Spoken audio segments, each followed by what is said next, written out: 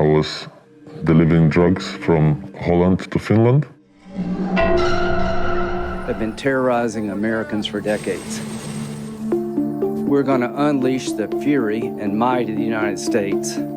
Are calling for war on cartels. Is the United States federal government going to control our southern border, or are we going to let the Mexican drug cartels do it? To combat the crises at America's southern border. Tonight, the country is bracing for a migration influx. Stop this illicit drug trafficking. It's killing Americans everywhere in this country. History of drug cartels.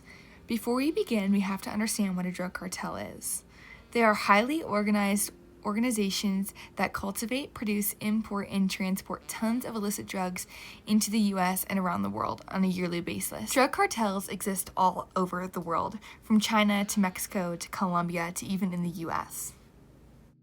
The U.S. felt its first effect of illicit drug cartels on the country in the 1900s. Chinese migrants and their people were flooding across the California border looking for work and refuge. The U.S. in the 1920s prohibited the use of drugs, but this did not stop trafficking. In the 1930s, the U.S. assembled a group called the Federal Bureau of Narcotics, the FBN, with leader Harry J.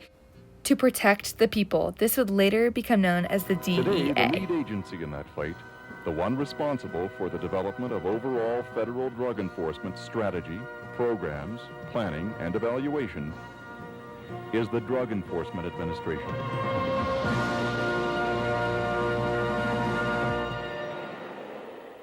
DEA is responsible for the enforcement of the Controlled Substances Act. Drug law enforcement has a long and distinguished record here in the United States, beginning back in 1915 with the passage of the Harrison Act. And drug law enforcement has undergone some changes, but the mission is one that anyone associated with drug law enforcement can be very proud of. But it was America's cocaine explosion of the 1980s that fundamentally changed the Mexican drug trafficking business. This is crack cocaine. It's as innocent looking as candy, but it's turning our cities into battle zones. In 1985, the giant Guadalajara cartel was broken up into 3 smaller operations, based in Tijuana, Juarez, and Sinaloa, who immediately began violently competing for control of Mexico's drug trade. Flash forward to 2000 and 2010s. The drug war in Mexico was at its rise. A man named El Chapo, who had gotten involved in drugs in the 1980s, was now in jail. He escaped in 2001 and would continue to leave the police on a hunt for 13 years while running the drug cartel. The history of drug cartels all over the world ends in doom. They all end with bloody massacres and people in prison.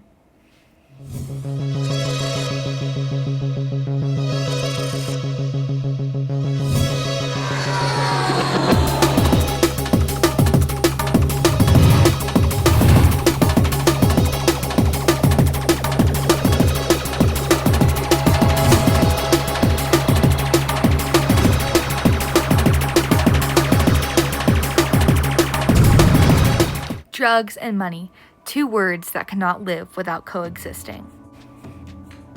Drug cartels around the world have created huge black market economies based off of illicit drug trade and dirty money, and the consequences have not gone unnoticed. The looping cycle of drugs' effects have been felt in communities around the world wherever drugs are extremely present. The higher drug sales in a community are a huge economic indicator of 3 things. Number 1, community violence. Number 2, low GDP. And number 3, an extremely high unemployment rate. In the shadowy underworld of international crime, drug cartels operate with ruthless precision, orchestrating complex networks to smuggle and transport illegal substances across borders. This documentary dives deep into the methods these organizations employ, from hidden compartments in vehicles and elaborate tunnel systems to high-tech maritime routes and aerial drops. Through exclusive footage and expert analysis, we uncover the evolving tactics that fuel the global drug trade and the relentless efforts to combat it. Producers decided to make use of Mexico's 2,000-mile land border with the U.S. There's actually 300 different smuggling trails right through here. There's no big wall. Every conceivable way of smuggling drugs into the United States. One case where somebody had heroin hidden in false buttocks.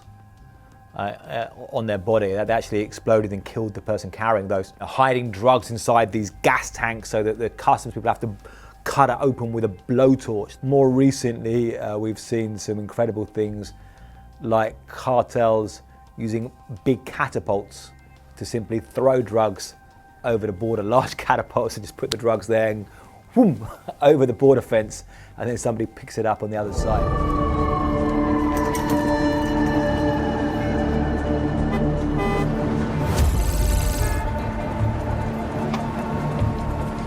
How you doing, sir? Hi, how are you today? Not too bad.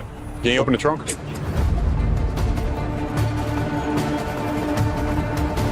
We use our canine, we use our interview skills, trying to find a narcotic smuggler or currency smuggler. Boy.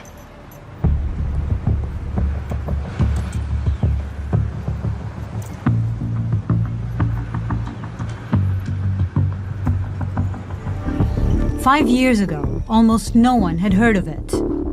Today, it's a household name. Fentanyl. Aquí, ¿cómo lo llaman al fentanilo? Diablito. Porque es peligroso. Sí, bastante normal.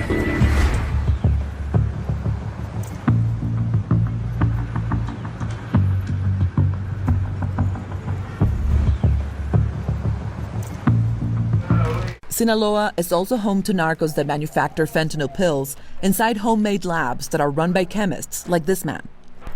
He says he's always alert as too much exposure to fentanyl, even in pill form, can be deadly. The chemist says he makes 150,000 pills on a good day, which are worth about $90,000 in Sinaloa. The same pills can fetch about 10 or 20 times that price when they hit the streets of America. ¿Qué tanto gringos estén muriendo por esto? No, pues depende.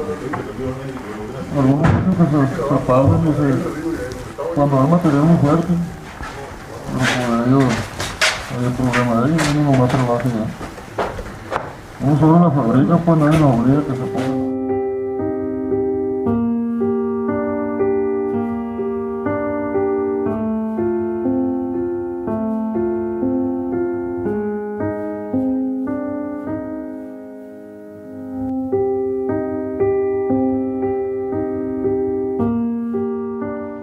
Thank you so much for taking the time to learn with us through our documentary about drug cartels.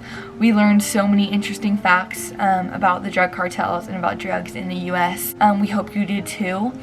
We wanted to take the last minute of our documentary to explain how to handle a fentanyl overdose. As scary as this is to teach and share, it is something that is so prominent in our society. As fentanyl becomes more popular in social situations like college, it becomes even more important to know what to do. So please pay special attention to this last minute as we share how to handle a fentanyl overdose. What's happened in the United States is fentanyl has entered into all these different parts of our drug supply, including the heroin supply. Cocaine, for example, have increasingly been tainted with fentanyl. Pills that are sold on the street that might look like regular prescription pills are very often fake counterfeit pills that have been made with fentanyl in them. Someone experiencing an overdose will have this decrease in breathing, might lose consciousness, might start to turn blue or pale, and within a few minutes can die. Narcan is sprayed up the nose, which is very easy for people to administer. It's safe, it's effective, there's virtually no downside to doing so. It's a critical tool that I encourage everybody to carry with them, to have in their homes so that they can act quickly if they need to.